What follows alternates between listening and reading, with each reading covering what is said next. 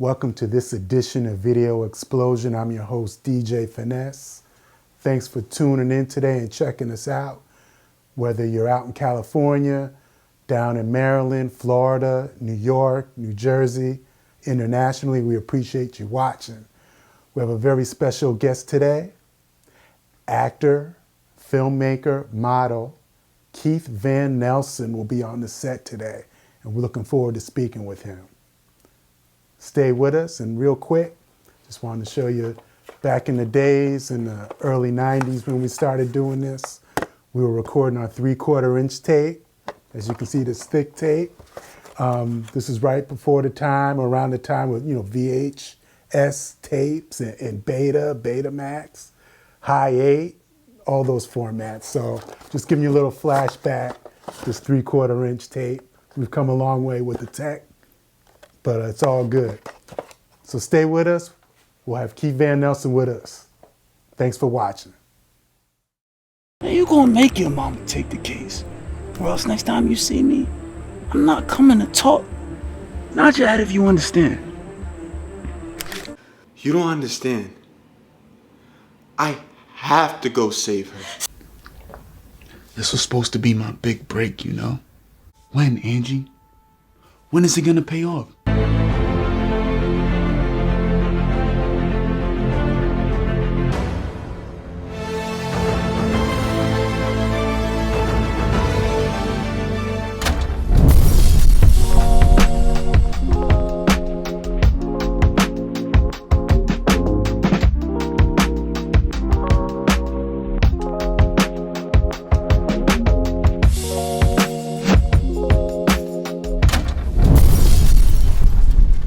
Welcome to this edition of Video Explosion. Thank you for tuning in today. I have a very special guest in the house, filmmaker, actor, model, Keith Van Nelson. Keith, thanks for coming on the show, man. Of course. It's a pleasure. Thank you for having me. I appreciate it. Oh, you're welcome. We've been looking forward to this for a while, so we're blessed and happy to have you on today, man. Yeah. No, it's definitely a blessing. I appreciate you having me, and yeah, let's do it. Hey, please, Keith, give our viewers some of your background. Where are you from? Where did you grow up, Keith? Well, I'm from New Jersey, not too far from here. We're in Piscataway right now, so about an hour out. I'm a model. That is where I started my career. That's a story in itself, but I modeled for about 5 years before I started acting. I did a few commercials during that time period. The first commercial I did was for Reebok. Second commercial I did was for Western Union. And then I did a whole bunch of small commercials for like electric companies and things of that nature. But I wasn't really acting until about 2018. And then in 2018, I had been with my modeling agency in New York for about 6 years. I went through 2 separate contracts. And I was getting traction in the industry, but not to the point where I felt satisfied. I kept getting like close to breaking through, whatever that is, you know what I mean? And having monetary success that would be sustainable for, a period of time. But then I would get there and then, a client would cancel, which happens a lot in modeling, actually. It's very frustrating. Or I would get okay, let me break this down. Mm-hmm. In modeling, right, there are 2 ways that you can book a job when you're with an agency, right? You either get direct booked, which is a lot of what I do now at this point in my career, whereas a client sees your portfolio when they're submitting to the casting directors or they're submitting to the agencies, and they're like, okay, I see this guy has, the experience to do it. I see his his portfolio, and they're like, yeah, I want to book this guy. And they don't have to see you first. They don't have to do anything else. You just get an email from your agency. Your agency might not even tell you that you're going through this process. They send you an email like, hey, you're booked for this day. Or if it's like a longer process, they might say, hey, this client is thinking about booking you. This happens more often. The client is thinking about booking you for this day. Are you available these days? And so that's the easier part of modeling, but that doesn't happen until later on in your career. more likely in the beginning, you go to a whole bunch of castings. Okay. You go to a casting, and it's not a cattle call when you're with, like I was in New York, I was with a top 10 modeling agency. That is by far the hardest market in the entire world to be successful in. Sure. The number one models in the world are in New York City. Yeah, so it's not a cattle call to the point where it's open to the public. However, you're going to these castings, whether it be during New York Fashion Week, which actually just happened this past month, excuse me, or it's for just a regular job, you know, whether it be for something like in an Armani, which is more high fashion, or it be something like an Under Armour, which is completely different, which is more fitness, or a Gap, which is more lifestyle. Like it ranges in the type of clientele, but regardless, you're getting a casting to go to these in New York City, and you're still going up against, on average, 100 models. Oh my goodness. So you're still going in there, waiting. Sometimes it's quicker, depending on how they have it formatted. Sometimes you're literally waiting in a hallway with 100 different versions of you, but not you in the sense that they look like you. They're just, if you're like a 10 on the scale, it's just a whole bunch of 10s, but like one's German with blue eyes, one's green with green eyes, light skin, half black, half white. One's Asian with like razor sharp cheekbones. Like one dude is white with like tattoos up to his neck. Like, you understand what I'm saying? But they all look like the prototypical version of ridiculously handsome, you know, and you're all sitting there with your comp card and your book waiting for them to call your number. You're going in there, you're meeting the casting director, they're looking at your portfolio. They're telling you like what the storyline is or whatever that they're looking for the job or whatever. You're putting on the clothes with whoever they have as a wardrobe stylist. You're getting in front of this cameraman. He has this huge camera with the white background or whatever, huge platform, and then you're doing a couple poses based on that. Sometimes it's just that quick. Sometimes you don't do any poses. They just see you. They look at your book. They ask you a couple questions and you leave. Sometimes if it's going well, you're doing that and they're talking. There's like 8 different people having this conversation behind the cameraman, and then one person that you're actually liaisoning with.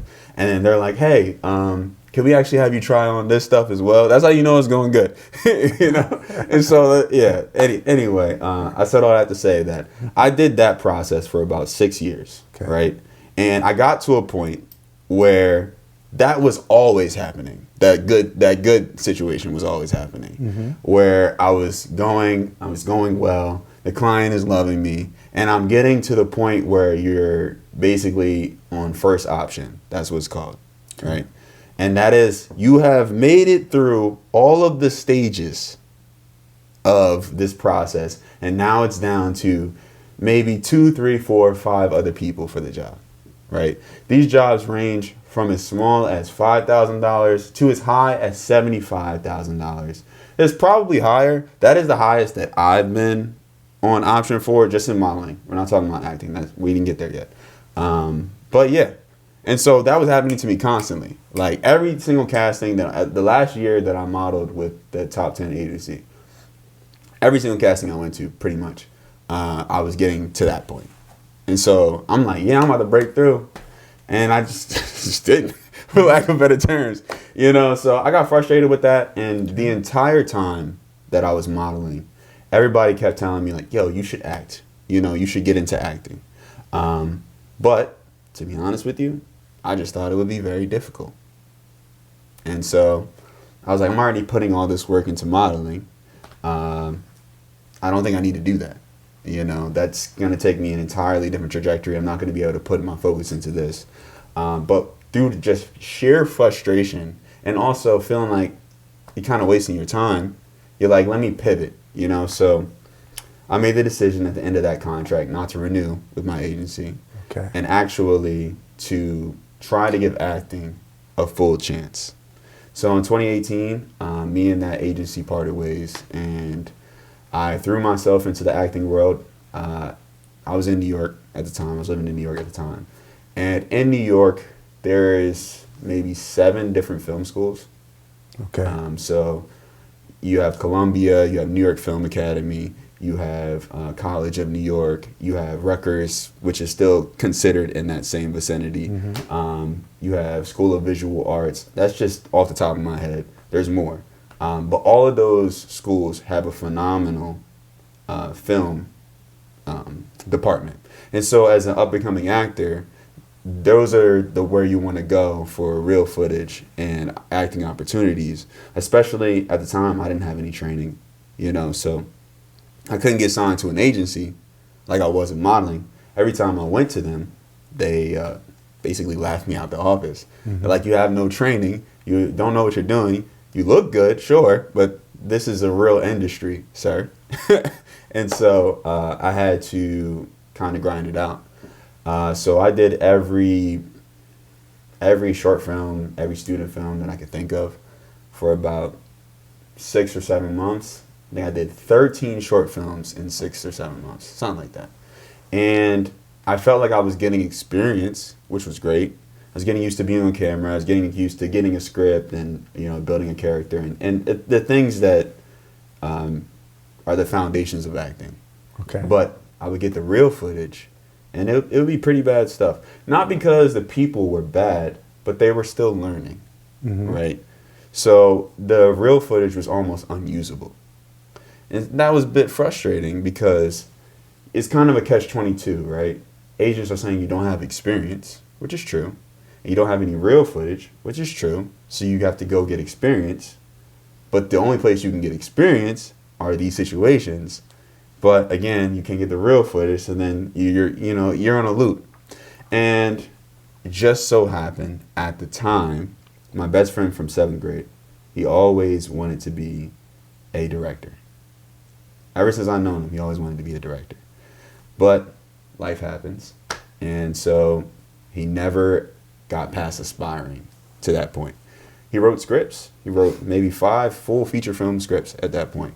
But he was still working a 9-to-5, never got camera equipment or anything during this entire process. But he was living in New York. Even though we're both from this area, he was living in New York with his father. And so at that apex, I was frustrated with the film footage I was getting. He was frustrated with having not done, these aspirations he had. And so we got together the end of that year, and we were like, why don't we just get together and make our own film? Not a feature film, because that's a crazy aspiration from where we were at that time, period. But we can make a short film and just see how that goes. So we decided that October, by May, we were going to make a short film together. And that was, I didn't know at the time, but that was the birth of Van Nelson Productions, my production company. And we made a short film. We made a 1-person short film. In 2019, it took us 1 day to film. We put it out that next day, which is crazy because all the other stuff I did, it took them months to edit, He put it out the next day, and it was 10 times better than anything that I had ever done to that point. And so, and also was received very well by the public at the time. And so at that point, I was like, okay, either we have a natural gifting in this area, or everybody I work with has no future in this industry. I figured it was probably the first one. You know what I'm saying? So we decided to make another short film, and that short film looked great. Obviously, it all had mistakes, right? We were still in the beginning, but judging from the other stuff that I had done, it was pretty good. And it ended up being close to 30 minutes. And so the first film was 13 minutes. The second film, just by chance, ended up 30 minutes. And we were like, well, we're getting past the point of short film as far as duration is concerned. And we feel like we're still not able to tell a full story. So we were like, why don't we just get together and make a feature film? It's only going to be this much more, right? Yes. That was the naivety of me, not realizing what I was desiring to do or what I was embarking upon. But we took a leap of faith. We made a film from scratch. It's called In Transit. You can watch it on Tubi. Yes. And Peacock right now, today. We I think we did a phenomenal job. And where was Transit filmed in Transit? So every film that I've ever done so far has been either filmed in New York City or New Jersey. That film in particular, the entire film, start to finish, is done in New York City. And it was a crazy process. Anxiety through the roof. I had no idea what I was doing. And there was a lot of miracles. Now, I think, first of all, I think every film is a miracle if you get it done. But yeah, no, that was a beautiful process. And that was the first film I did as an actor, as a lead role. Okay. That was also the first film I ever produced. And I'm not going to get in, I mean, unless you ask me later on, I'm not going to get into all the intricacies of what I did from a filmmaking standpoint behind the camera. There's a lot of different jobs, especially at this level, you know. But I think we did a great job, and that was the start of my career, because from that, I was able to get signed to a legitimate acting agent. Okay. You know, they finally gave me a chance at that point. Off the strength of the Yeah, Transit film. yeah, exactly, Okay. exactly. And so I signed with a very, very niche small manager, acting manager in New York City. They were the first one to give me a shot. From the perspective of like working as an actor, it didn't really work out. However, I'm definitely grateful to them because they were the first ones to give me a chance. And they connected me with a bigger acting agent a couple years down the road as like an introducer. And that really kind of broke the dam as an actor for me. Although like there's levels to this. I'm still very low on the totem pole of acting. But irregardless, yeah, that's how I started my acting career, and that was my first film. And since then, I've been able to do 4 other feature films. It's been a blessing. I've auditioned for some of the biggest projects that have come out in the last 4 or 5 years. Super, super mainstream. I've auditioned for Netflix, HBO Max, TNT, CBS, NBC, like Wow. you name it, Warner Brothers. Like I have gotten in those rooms, and I've gotten those scripts, you know, and I've been seen by those cast directors. I auditioned for Tyler Perry like 7 times.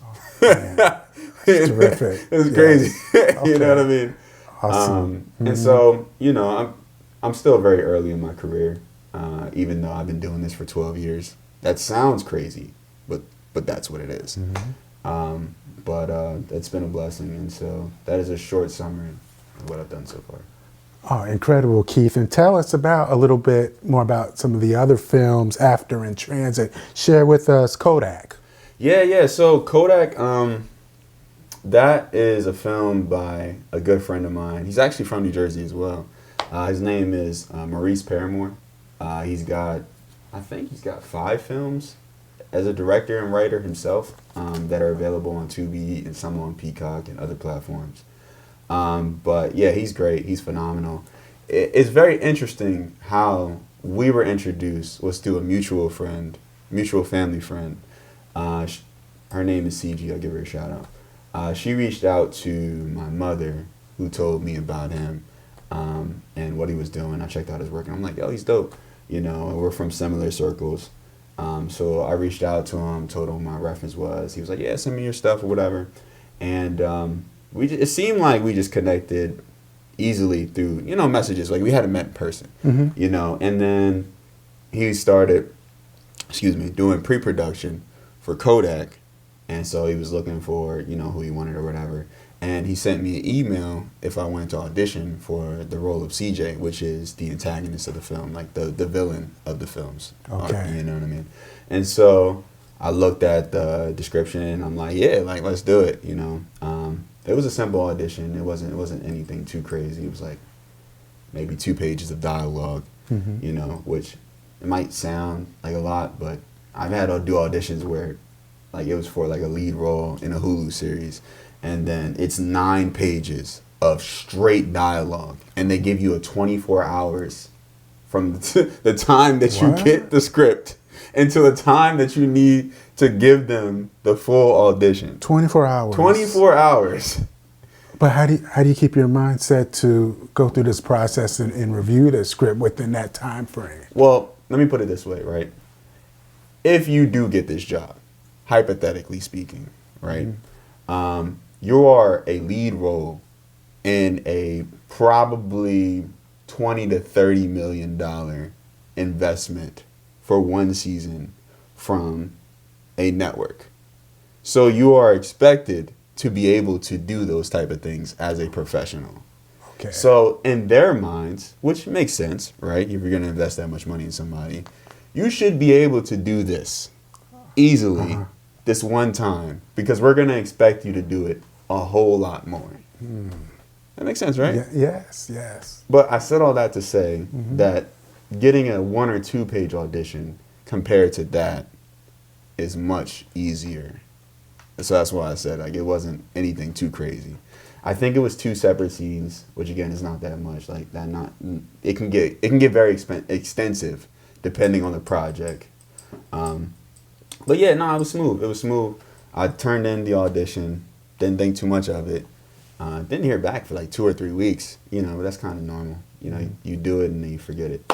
And then, yeah, he reached out to me. He offered me the part.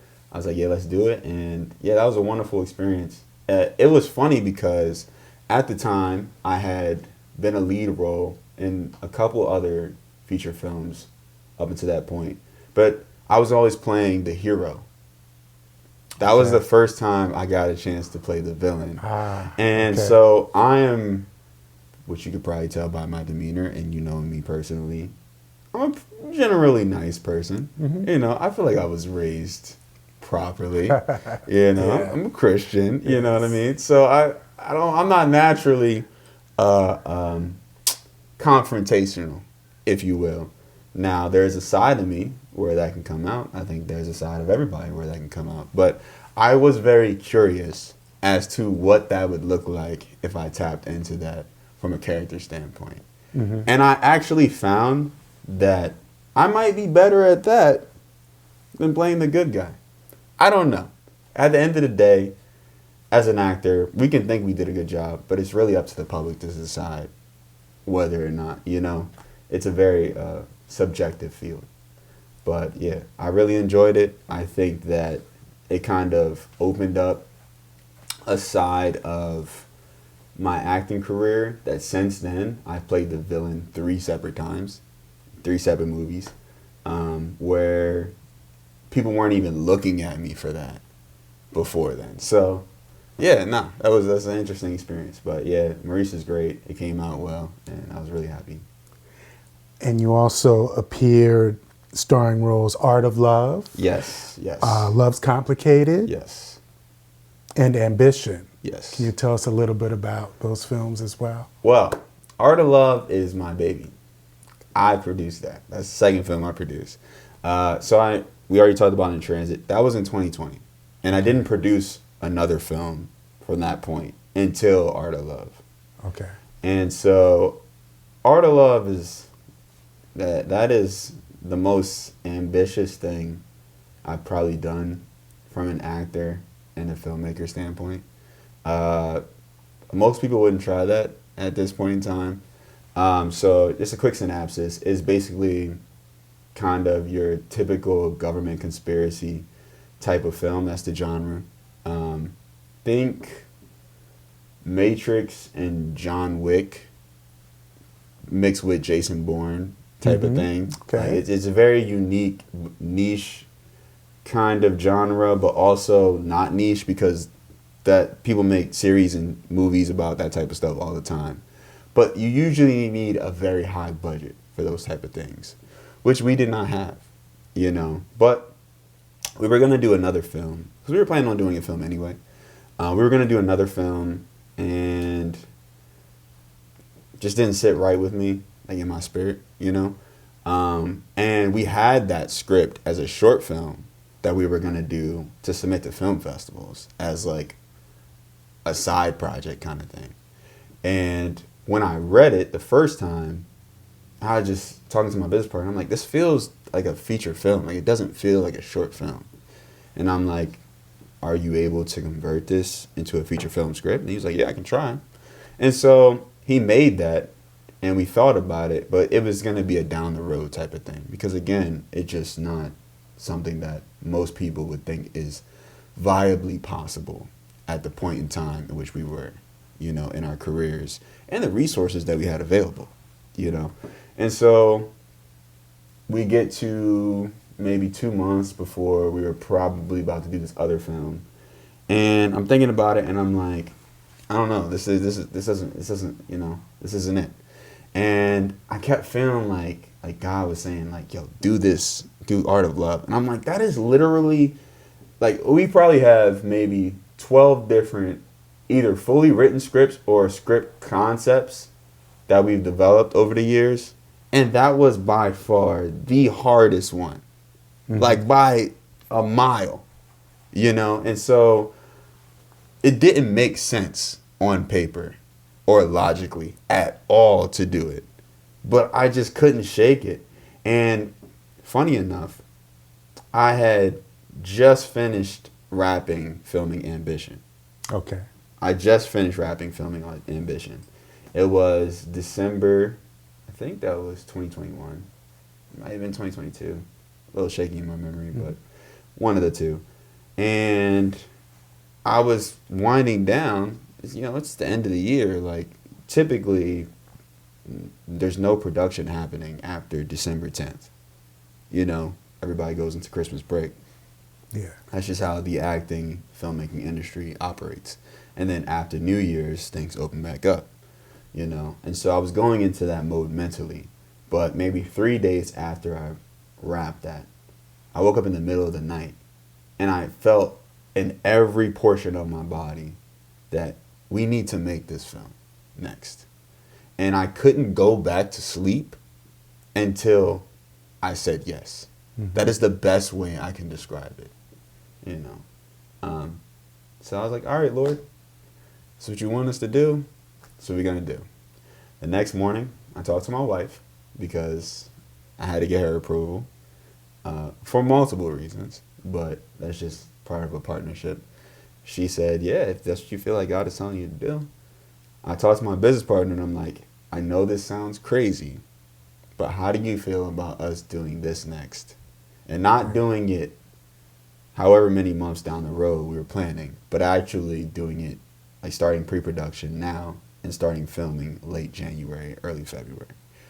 And he was like, bro, if you're telling me we're going to do this, you have to like not go back on your word, like, because it's going to be a lot of work. Like, you know, I'm down to do it, but like, you got to be like, you can't pump fake on me, you know, like we have to actually be doing this, you know. And I was like, I'm telling you, that, like, let's do this. And he's like, all right, like I'm with all the smoke, you know. And so we decided to do that. I think it was December 16th. And I think our first day of filming was like January 10th or something like that. And so all we had was a finished script, but it was still like not the full, what's the final version of the script. You know, it still needed to be changed after we cast it and things of that nature. But that's it. Like, pre-production started then, you know. Okay. Yeah, I didn't even raise the funds yet at that point. Which wasn't a lot of funds. Like, I don't even want to go into how small that budget was. But yeah, it was crazy. But we got it done. We got it done. And it was smooth too. Okay. That's the crazy part. Like, it was smooth. Like, start to finish, we filmed it in 3 weeks, but we only did 10 shoot days. All right. So it was super smooth. Like, the movie is, I think it's an hour and 40 minutes or something like that. So we got it done very efficiently. There's mistakes, you know, there's mistakes in every movie.